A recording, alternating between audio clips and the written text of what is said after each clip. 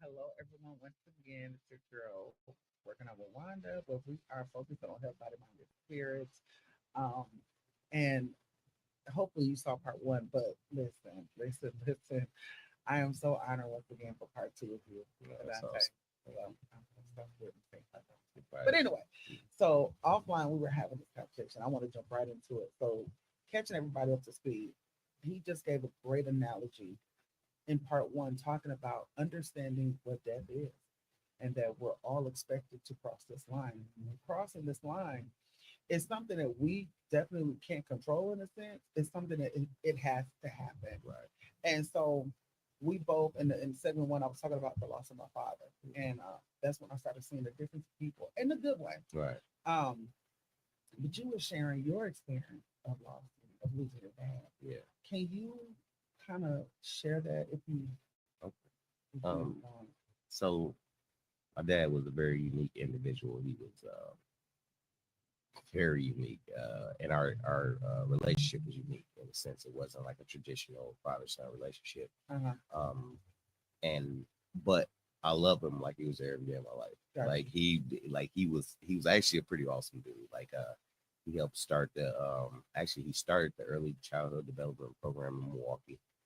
He used to work for the newspaper. He was a sports columnist. He was the first person to interview Kareem Abdul-Jabbar when he came here. Really? Yeah, dude. I started learning all this stuff like later on in his life, like how accomplished he was. He went to school in Grambling State in Louisiana, Columbia College in New York. Like he's got over like 14 years of college experience. Yeah, dude, it was crazy. So he submitted photos during Vietnam to Ebony magazine, so he's got some photos published and stuff like that. Yeah, dude was a mover.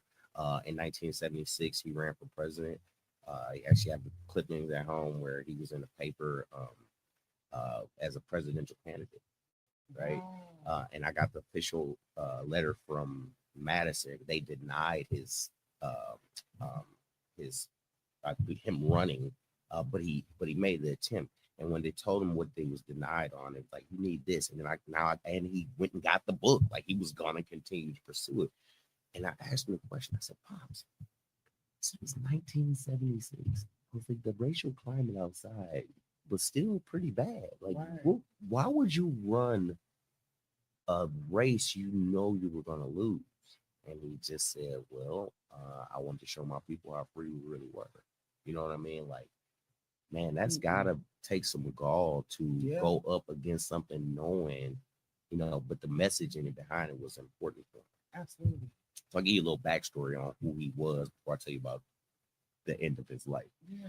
So this is how he tells me he's dying. Like I pull up at his house and I had some questions I need answered, right? And he's got so much wisdom. So I'm like, gotta go to Pops. Let me let him soak my brain, right? I'm like, Pops, I got some questions for you. He's like, cool. I wanted to talk to you too. And I was like, yeah, I got to talking. He's like, hold on. So let me get this out and then I'll answer your questions. And I was like, all right. So he sat there, say a good 30 minutes talking. And when he got done, he looked at me. He's like, all right, what do you need to know? And I'm not even kidding you. He answered every question I had in my head before I asked it. I was like, bro, how are you like this? Like, how did like verbatim too? Like, it's like he knew I was gonna ask these questions. It's crazy. And then he goes, this is how he tells me he's dying. Like getting pictures off the wall. He's like, I'm preparing you for my next assignment. Wait, what? He's like, yeah. We both said that at the same time. Like, yeah, I'm gonna check out. Like, and I was like, oh. And of course, like I said, we weren't close growing up, but I loved him like he was there every day of my life. And probably the first and last time I ever teared up about my father, and I was like, and I started tearing up, and the look this man gives me, like what's wrong with you? Like we all die, son. Like it's just my turn. He said, I'm 86. My dad died at 74. I won this one. Right. And I was like, all right then. See you later, Pops. You know what I mean? Like, but it just, I mean, as dark as it sounds, it was honest. Yeah. Bro. Dad, do you want like with the burial? He was like, bro, put me in a box, burn me. Why would I care? I don't care what happens to me after this. Like it's no longer my concern. And it was his perspective that was like I said, it sounds very dark, and but it was just true. It was honest. It's like, man, like, and don't get me wrong, I still miss him. I was just the other day having some, thinking, and I was just like, dang, like I wish Pop was here. I want to ask him how you feel about this type of thing, but yeah, he was just very direct. It wasn't heartless either. How he said it wasn't heartless. It was just like he was almost shocked, like reality and like conversation. Like people die every day, and you're gonna die too. I was just like, that's a very real perspective, right? But like I said, it hits so hard, especially with so much death that's going on in the city right now. Shout out to anybody that's lost somebody recently. Like I know that I know we're talking about it in a very matter of fact way about death, but I know it hit different too. I know that pain hit different, especially when it's close to you. You know what I mean? So I ain't discounting or trying to downplay people's feelings on that, but also, that's our only guarantee in us. This life is death, man. Nothing we have is guaranteed, and that kind of puts things in perspective. And for me in my life, as I'm trying to go at certain goals or whatever, it's not to take things too seriously because tomorrow could be gone. You know what I mean? Even the stress, even the bad days, right? Oh man, the things ain't going right. Right. And it's like, bro, tomorrow you can win the lottery. Like, dude, why are you stressing about today? Like, relax, or tomorrow you be dead and none of it matters. Right. You know what I mean? Like, and we don't think that. Like we was talking about my sister, she's 24 years old. I didn't expect her to die. With some of these people that's losing a lot of young ones out here, especially in this recent year or whatever. Of course, you don't expect that person to die. Right. Like at that age, right? Death is reserved for old people. So our minds have been conditioned. Absolutely. But in reality, he really ain't biased. It ain't biased. It come for all infants. What they say, anybody can get it. Everybody can get it. You know what I mean? So from infants on up to the oldest, and everybody in between, man, we all got a date, man. And I think knowing that and making it real to you, like, and because we don't like to talk about death, we don't like to really even go down that line, but talking about it and making it real for me, it freed me and allowed me to live. Like I want to live. I want to live. I want to experience every day, each moment. Dude. Come on. Oh, I'm everywhere. Hey, you want to go through this? Yes. You want to go horseback riding? I would never wear a horse, but let's try it. You want to jump on a plane? Still no on the plane jumping. But no. But in that respect, if it's your day, you ain't gonna duck it no way. I got people I know that's afraid to fly, and it's like, bro, if it's death coming for you, come right in your bed. The plane just gonna meet you there. If that's what you know what I mean. Like you could just not wake up. So why be scared of not getting on that plane?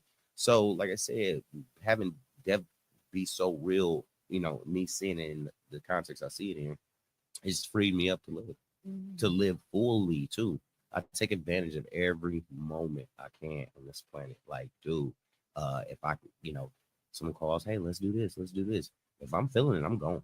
I'm not holding back. I ain't missing a moment, and I think that's what I take away from it. I try to share with others, man, don't miss a moment. We hold each other back with all these fears and all this stuff. And it's like, man, life is to be lived and have experience, man. Like I said, when in years I was traveling, oh my God, I met so many cool people across the globe, white, black, Asian, Hispanic, like all races. Like, dude, some very cool, unique people. And that fear of flying, I had fear of flying at one point.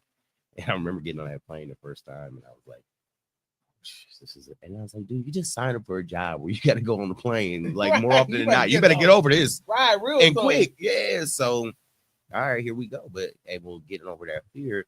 Look at all the people I've met. Look at all the experiences I've had. Like, I drove from here to Washington State for a job, and Mhm. on the way back, I had 2 weeks off, so I stopped at the Devil's Tower in Wyoming and Mount Rushmore. Okay. I took a picture in front of Mount Rushmore and showed my guy. He was like, "What's that?" And I was like, "How do you not know who Mount Rushmore is, bro?" Like, but Right. I would take these and have these experiences and bring it back and share with people that may never do this, or don't have the opportunities to get out there and do, and not just Mount Rushmore, but things, just getting outside and doing stuff. I know guys that ain't never left my neighborhood, and they don't plan on it, and that's fine for them if that's what they want to do. But getting outside that comfort zone, experiencing life, experiencing people, man, like, has been truly a gift to me because it only opens up my mind, my heart, my understanding of people, culture. Absolutely. For sure, it's something beautiful in every culture, Asian, Hispanic. I hate the divide in this country because there's so much beauty in every race, bro. Oh my God, you ever had chicken fried rice? I'm just kidding. That was a joke. That was a bad joke. But I'm saying though, you know what I mean? Like, there is something beautiful about every culture. This guy is an older guy. He's retired. He stays out by my house, and he's got nobody. He's actually the last person in his family. Like, his mom had 3 boys. They're all dead. Oh, no. The boys had no kids. He has no kids. I was like, dude, that's shocking. So I hang out with him, and dude, he gives me so many pearls. Oh my God, he just be dropping it in my spirit. He used to be a roadie for the Mamas and Papas and Buddy Holly's band after he died. This guy's just like super interesting individual. But man, some of those conversations him and I have, he just be dropping stuff in my spirit, and they're so respectful. Yes, the Japanese, he's Japanese, but I'm saying the Asian culture as a whole, like, respectful of their elders. You know what I mean? Like, very, very quiet, well-mannered people. You get what I'm saying? And then that's just they get. Whereas like us, we boisterous, we loud, like, and I love that about us. Like, that's what I'm saying. It's a gift in every culture. It's just perspective. How are you looking at things? Is glass half full for you? Is it half empty? You know what I mean? Like, and my perspective is always half full. So I'm always looking to learn things from other cultures. I see the beauty in everybody. You know what I mean? So, like I said, I think the death freed me up to live. And now I'm experiencing all this, and I'm able to see all these things, right? I almost got to cut a step. So I'm gonna tap my feet twice because if I could be transparent, it seemed like it takes us years to get to where you are, right? But and I know you said when you were in our first episode, you talking about when you were 23 and we stepped back to your sister, it was like it like hit different. And I said, when people pass away, this is where the people, places, and things come in that we're losing stuff because it starts turning like a calamity. Yeah. And I understand now, like, we're in a great place. I'm like, man, I appreciate the life. I see the beauty in everything. I see, you know, I just want to see you smile. Let me see the real teeth. You know what I'm saying? If it's just gums, we gumming. Yeah, whatever it is. Right. It's to the best. Before I got to like this happiness, there was a darkness. As people say, there's a dark cloud over you. Yeah. Sometimes you can literally feel the heaviness, the burdens. For sure. Because, like we talked about the last episode, we talked about guilt. But there were some struggles outside of the gift. I mean, outside of the guilt, there was calamity. And maybe you can probably even speak on this. Like, after the loss of my husband, I was unable to go back to work. Right. I had to focus on our 4-year-old, and my doctor was like, "You're not even in a good space." And now, mind you, I worked for an organization. They said that the reason for me to be off work is not legit. It's not good enough. The death of your husband. Yeah. The death of my husband was not a good enough reason for me to be off work. You can still work. Yeah. So they expect me to come back in a mental sane state. Yeah. To come back within 2 weeks. Yeah. And then when I requested for 4 weeks off, it was like, how dare you? And so they told me, we need you back in the office. Yeah. Yeah. I got y'all all the grants and everything that you needed, got it all lined up, everything set and organized. And I could not come back. So what did I do? I lost income. So I lost my husband, I lost income. What happens when you lose income? You could be at risk for losing your housing. Right. You know, you could be at risk for losing this, losing Right. that. You gotta get transportation, you gotta do this. I tell people to this day, I don't know how, but God did it. No, 100%. Covered me every step Mm-hmm. of the way. And I always tell people, like, my slogan has always been, God, I trust you no matter what. Because I was a Job 2024 Yeah. for real life. Oh, this happened, that happened, that happened, this happened. Like, I Right. felt like I was a robot being pulled. But at one point there was frustration, and I always give you accolades, and this is like not because we knew each other, but sometimes seeing your post, I did put a heart on there because I loved it. I Right. needed to see that. Right. I needed to see you're inspiring us. It's like one of them, you had like pictures of juices, and I was Yeah. like, oh Lord, he juicing too. Oh Jesus, I don't feel like juicing. Yeah. Because some of us from that generation, Right. now a lot of us are juicing now. But it was a picture of that, but it wasn't so much about you need to juice. You were talking about life Yeah. and the different colors of life, and Mm-hmm. how even you took the examples of these jars Mm-hmm. from the different juices that you made Yeah. to now how this applies to your life, 100%. how God is showing you different things. And you said it took your sister, Yeah. to bring you into this place. 100%. Like, it boggles my mind when we talk about, social media can be good, bad, or Right. ugly. Right. And I think what you do with your platform is absolutely amazing. I think it's great because we need more men of color to be vocal about feelings, to be vocal on empowerment. I am an advocate.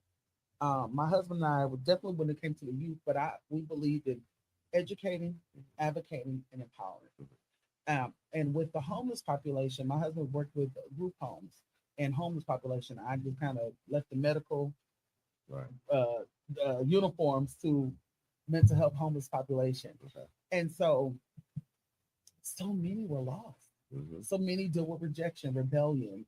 So many deal with unanswered questions, or because of the stigma of our cultures Right. of people of color, that we're forced to be a certain way. Yeah. And now here comes these people that really say, because like people at my job, people, I'm like, oh, I just love you. Mm-hmm. You don't even know me. Like, stop saying that. I'm like, no, I genuinely do love you. Like, how was your day? Right. How are you doing today? Right. I literally walk through the office and check people that's not even my staff.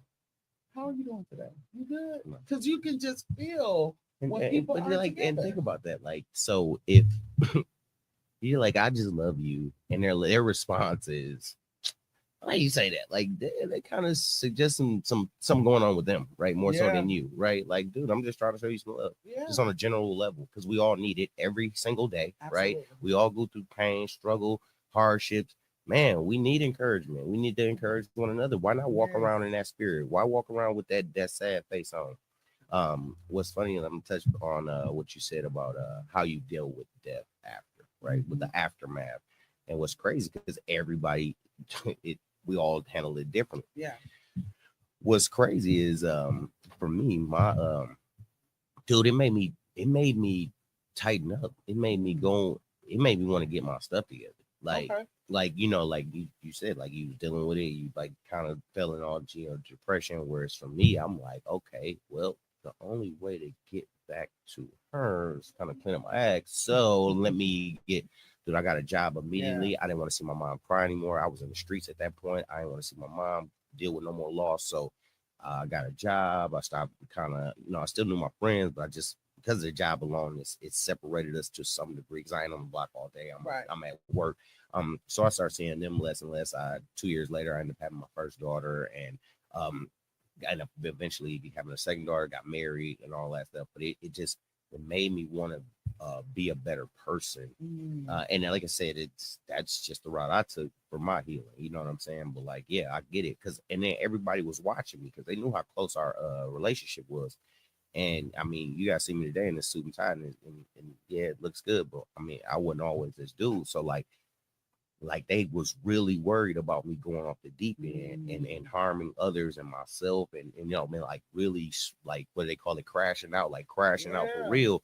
And that would have been a reason I mean, that would have been the excuse, but also like the way she died, and I'm thankful of that too, is she died in the hospital of a illness, of sickness. You know what I'm saying? So like there was on my only place to direct my frustration was God. It wasn't like somebody ran a red light and killed my sister. Yeah. Shot her in the face. You know what I mean? Like, yeah, now it's crash out. I'm gonna be honest, but probably a whole nother route. So I think how it happened in that way, it just started making me question life and kind of like, where am I going? And then when I talk about strength, my mom, man, this lady, shout out Vivian. I love you. Man, this lady's strength was so cold. Like I remember sitting in the pew and you know, people walking past seeing the casket. And I kept looking at my mom, like just because I'm concerned, right? Dude, this lady did not shed a tear. She stood there stone faced like a, and I'm like, dude, she being so strong for us right now, dude. And I couldn't stop. It made me cry more because I know she wanted to cry. And I actually talked to her about that. And she said, oh yeah, I cried like a baby a lot.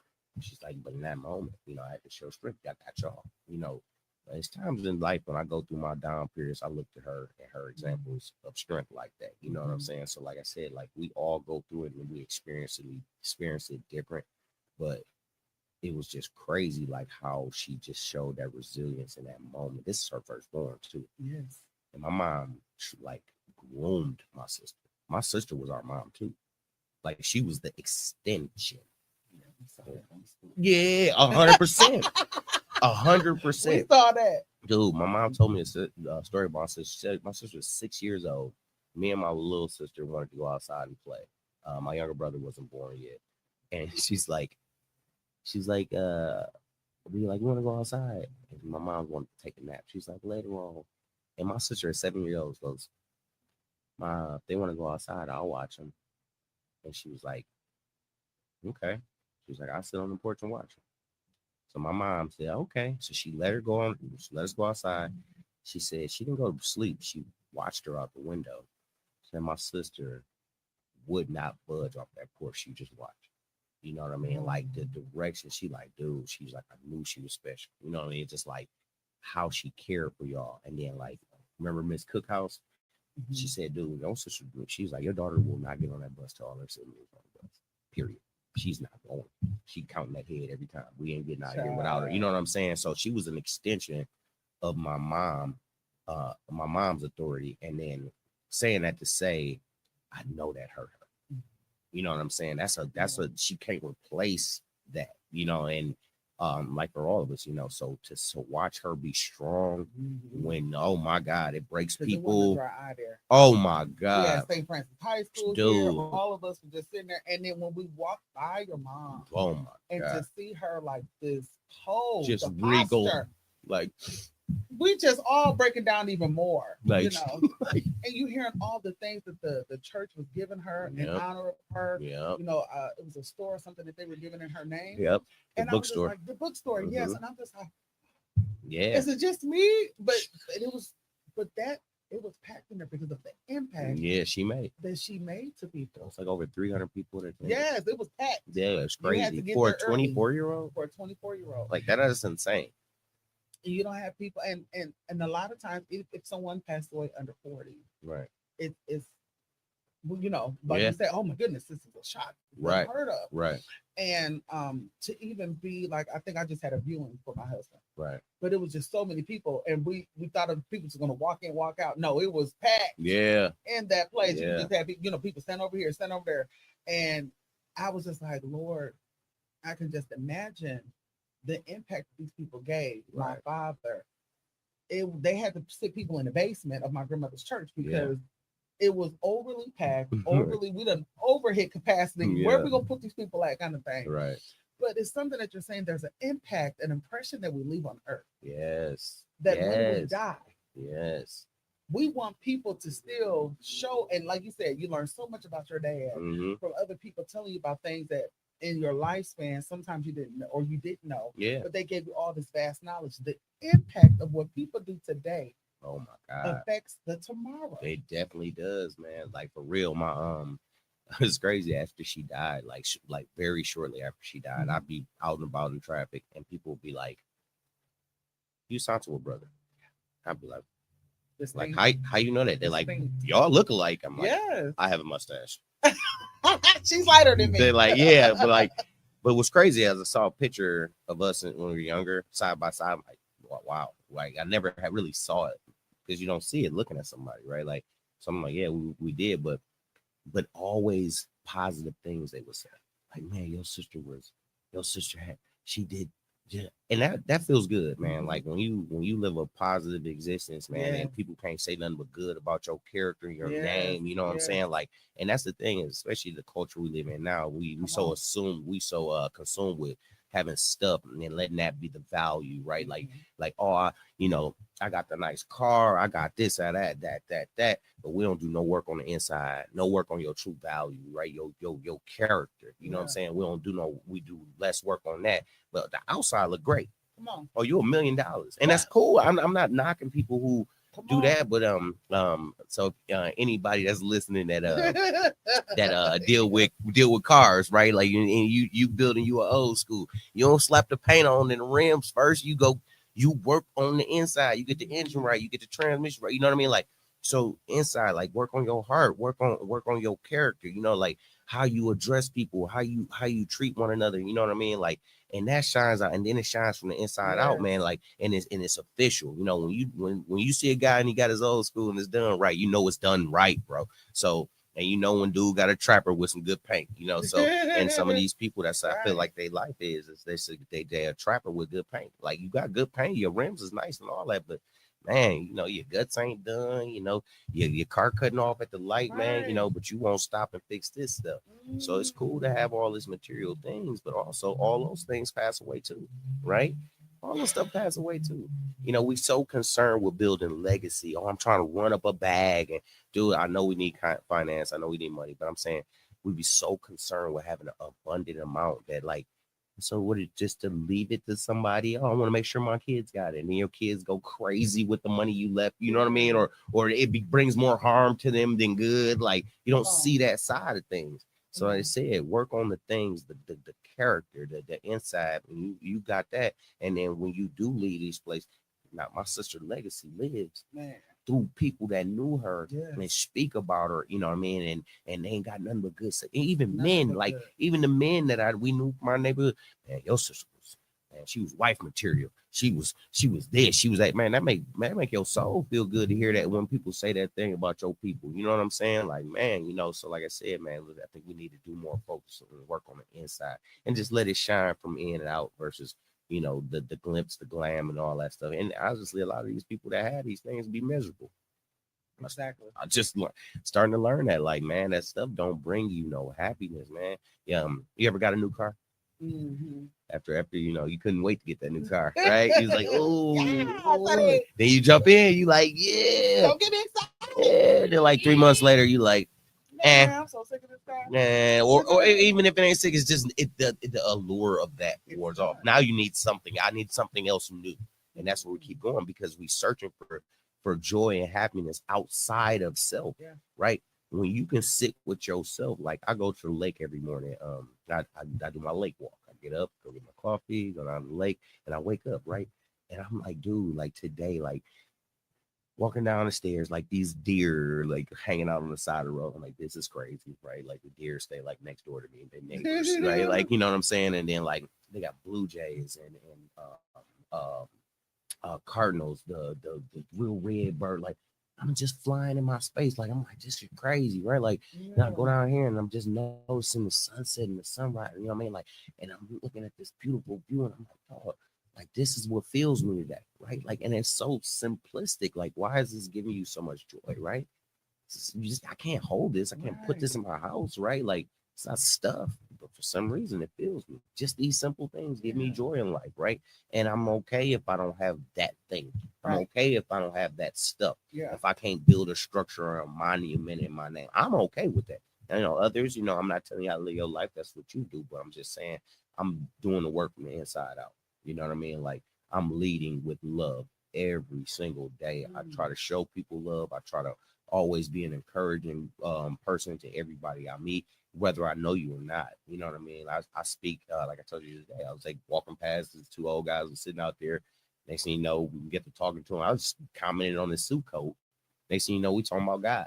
For like 30 minutes. He held me up. I'm trying to go grab me something to eat. You know what I mean? Like, but it was a great conversation, great experience. And man, you never know what that did for that person. You get what I'm saying? Absolutely. So it's like sometimes even just being that kind person to people, it for sure for me, it does wonders on the inside. But like for other people, like seeing them get a light from it. You know what I'm saying? Like my guy Mickey at work, he said, man, you wasn't here yesterday, man. I was like, what's up, man? He's like, I was like, yeah, I was off. He's like, I don't like when you ain't here, bro. I was like, why, bro? He's like, man, man, I need your energy here. Like, you know, and it's crazy because, you know, I'm not overly fond of my job and I don't hate my job. It's a job. But me coming in there with a positive attitude and positive energy is helpful for those around me.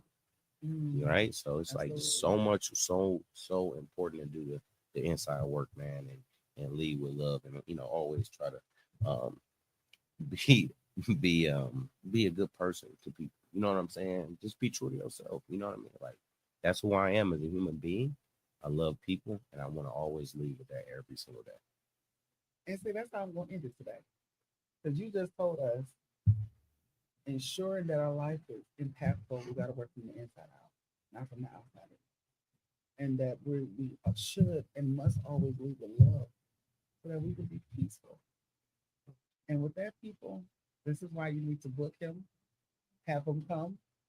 This is an amazing motivational speaker, an amazing life coach. I promise you. Who would have known I didn't. that as kids, the rival families. Stan is late. I told you I was gonna grab that hornet jacket. My God. I said, ooh, and it's zip on the side too. I promise I'm gonna grab Dante. I said, Yana, yeah, I'm going to do Jaquell podcast. She said,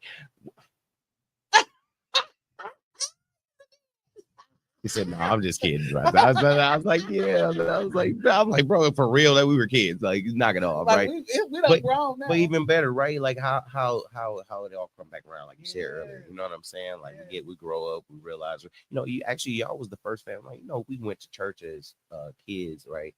But y'all family was one of the first like families that like they in church. They in the whole family. Trishelle, her, Tracy, everybody was they for the real. Whole family. 100%. Like it was crazy. So like I said, when I seen you was going through your loss, I was like I felt for you. You know what I'm saying? I'm like, let me reach out and just let her know she ain't alone. You know what I'm saying? Like somebody understanding her pain, you know, we get it. You know what I mean? And you know, people stop sucking. Be like that to your friends, man. Like, and even to just strangers, man. Sometimes just people need a kind word to keep going.